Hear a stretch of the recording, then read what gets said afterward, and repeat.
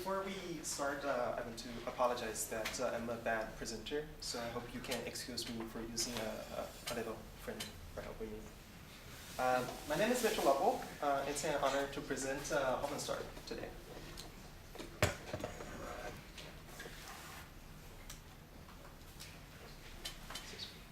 Oh. Try that.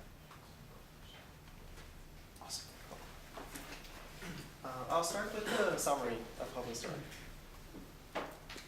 Hovenstar is a roguelike role-playing strategy game that sets in a fantasy universe.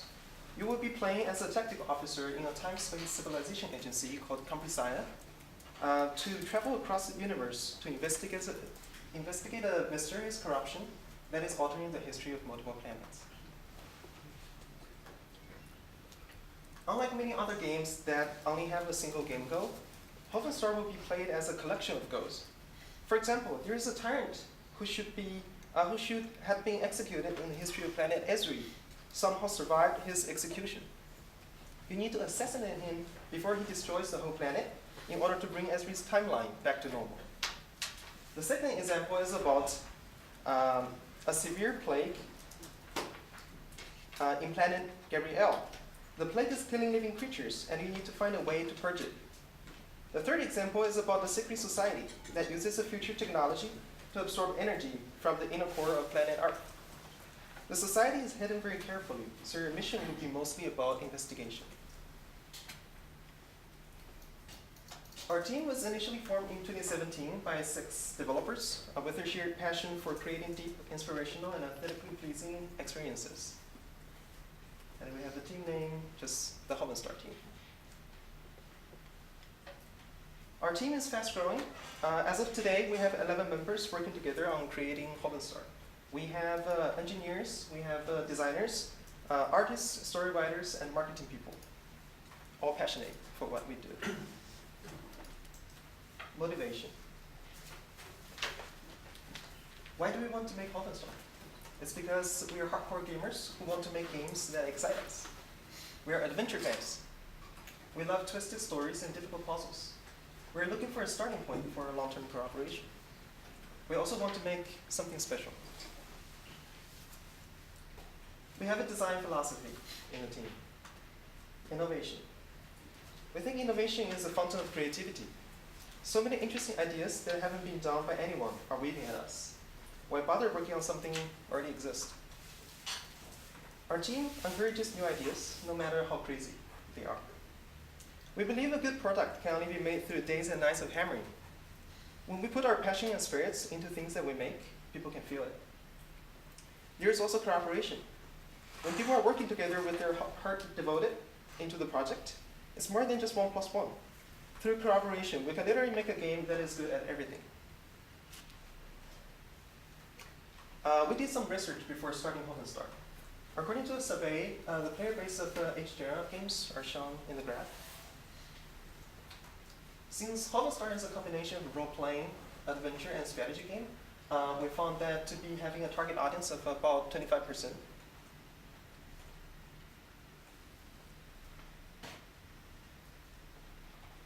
So this is the result we found.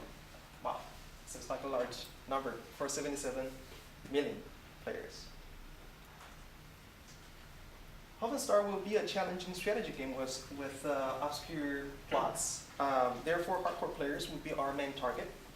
This list shows like what benefits could targeting hardcore players bring to us. Then we'll talk about key features. I'll pass to Han Chao, our technical designer of the team. So, after hearing about the large pie we've grown, how does the game actually look like? So, we'll start off with the planets. As described, our game sets in a fantasy universe in which multiple planets, races, and cultural backgrounds exist. On each planet, there are different objectives for you to choose. They are located at different times in its history, and we also call them field missions. Each one of them will introduce one or more special mechanics, which will require you to use different strategies to complete them. So for example, as Mitchell described, you'll have to fight armies to defeat the tyrant, or you will have to find treatments to purge the plague. During the field missions, our players will be able to experience dynamically changing adventures. That is, even if you play the same mission over and over again, you will walk through different towns, fight different enemies, and collect different artifacts every time. Same for the battles. The tile-based maps, terrains, and enemy layouts will be procedurally generated. During the battles, our players can control multiple units. In each round, each of them can perform actions like attacking, using ability, or using items. In addition, player as a tactical officer can use special commander skills to flip tiles. And speaking of flipping tiles, our battle map won't be made simply one-sided. There's going to be two sides, meaning that there are two battlegrounds you'll have to pay attention to at the same time. When flipping a tile, anything on it, including units and environments, will also be flipped to the other side. There's also formation strategies. So if your unit attacks an enemy from both sides or surrounds it, all of the units will deal bonus damage. After bringing this tile flipping feature into our game, the gameplay will be largely increased because this introduces a whole new dimension and will lead to billions or even trillions more of possibilities on checkerboard. So for example, if your partner hero is at low health and surrounded by several enemies, you can flip them to the other side to catch your breath and come up with new strats. If there's a powerful boss that can move freely on the land terrains like forests or mountains or wilds, while the other side of the board consists of an ocean, you can flip the environments and lock the boss on an isolated island, and then you can bullet him however you want. But of course, it won't be so friendly in the actual game. Then there are two main factions in the game. The players will be playing as an officer serving Compressire against Falus, a group that aims to reconstruct the universe. Compressire is an agency that absorbed tremendous forces. Therefore, we have a large pool of classes, each with a unique skill tree available for you to choose from. During the planet objectives, your units will level up by exploring or fighting. There are also various items available for your units to carry around and use. Our heroes are enforcement officers serving Compressire. They are usually legendary heroes that are recruited from various planets. They all have powerful abilities that are game-changing, but may require risky moves to take effect. Before starting a mission, you will select your team leader from a pool of 6 randomly selected heroes. If your partner officer is defeated, you will lose the objective immediately. And while traveling on the planets, you will also gain synergy level with your officer. This will be hero-specific and will follow them to future missions. On the planets, you will fight aggressive units. Most often will have different behaviors, and usually can only move on one side of the board. However, you will occasionally meet Farus officers, aka elite bosses. Their power is in a different dimension and is much more powerful. So for example, they are able to flip tiles as you can, so that they can destroy your strategies. Lastly, exploration also plays an important role on a planet. It aims to give players benefits like restoring HP, or obtaining equipment, or most importantly, revealing hidden information of the planet. Overall, we try to keep the exploration event instructions straightforward for players. And also, when exploring, you will consume supplies according to the number of units in your troop. So you'll have to be careful not to run out of supplies in the middle of the field. And now we'll have Yue, our screenwriter, to introduce our background strategy. Okay, story time. So our main scene of this story is like constantly changing and correcting the time. And this is one of my favorite quotes. I just make a little change there. So we have an ancient corruption is going to rewrite the history of all parallel universes, and spreading across the whole timelines, its corrosive effect on stability of time is jeopardizing the fate of all the residents of those universes, like mentioned before, the tyrant part. And the Compressire, our law-bringer of universes, are sending out its units to resolve this crisis. And so, about the other side, the Falus, this is their creed. Falloose, the hidden force behind this crisis, was always spotted, along with the development of the corruption. The affected planets by the corruption were locked down by Falloose members, so that no one can enter that timeline after that. So the corruption could progress without interruption. Obviously, there are the enemies in this game. Now we come to the funny part. I don't know whether you are a manga fan. The relationship between Compressor and the Falloose is pretty much like the story in Devilman or Berserker. You know that, yeah. So Compressor, when dealing with abnormal incidents brought by the corruption, encounter Falloose in different situations on multiple planets. Falloose seems to be a rather suspicious force to Compressor, since they share a conjunct presence with corruption. Zoe has not attacked any Compressor officers. So our game begins with you heading off to sending units to the field and starting investigation on the true intention of Falloose. Okay, art direction. I'll be back for this one. We don't have an art director yet, but I think it would be nice to share a little bit about what we think on the art side of the game. I'm not an artist, so please take what I say with a grain of salt. We are still in the process of exploring an aesthetically pleasing art style to be applied to Hovenstar. Therefore, concepts will play an important role in achieving this goal. So we explore possibilities through studies. We study facial expressions of all the officers in game. We also do all these shadow graphs to see like different motions, how characters would do things. These designs are about how things would look like.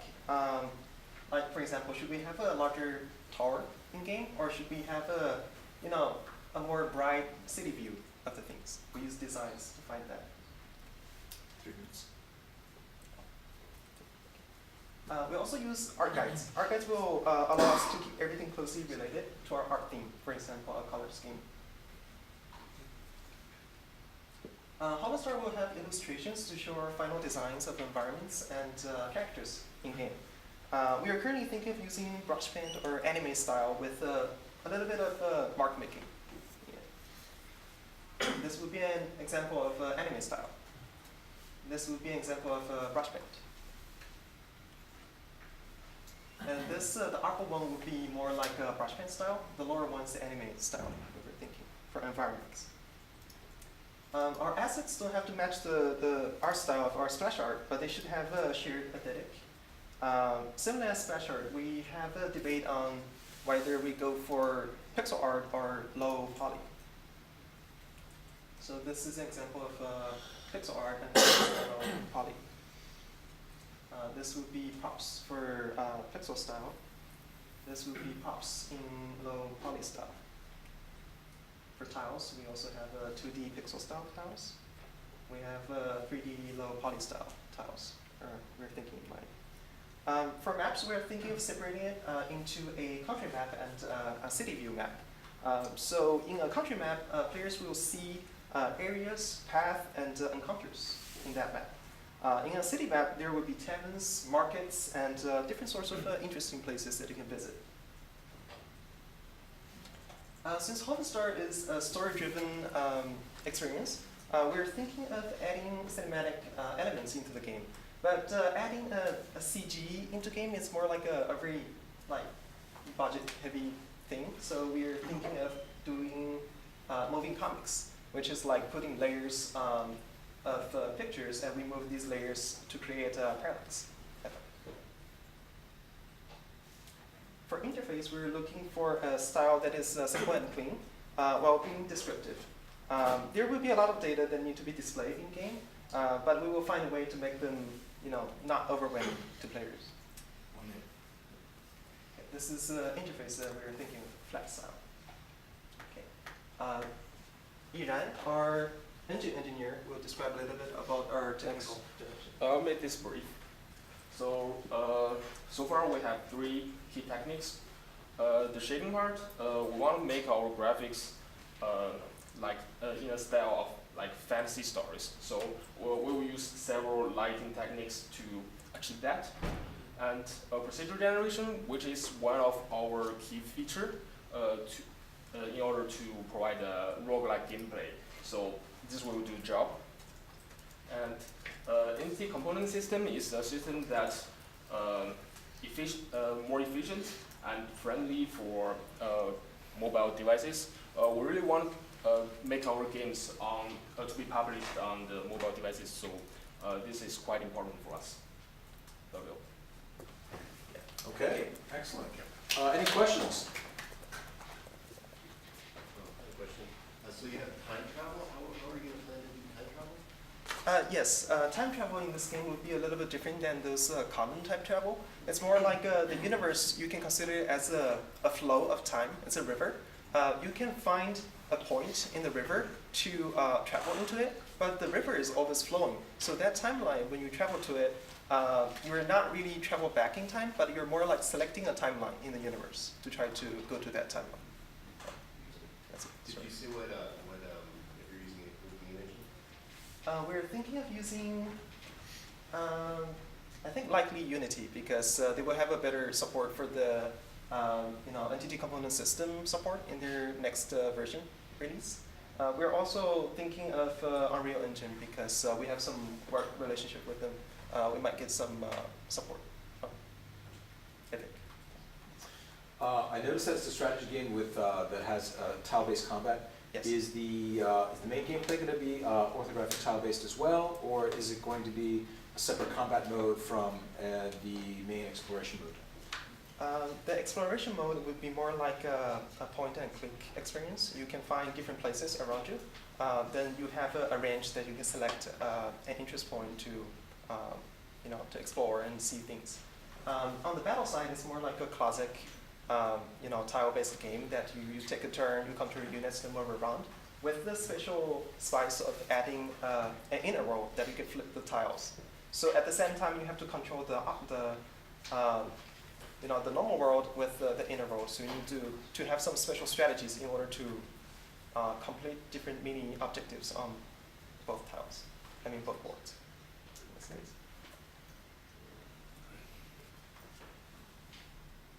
Okay.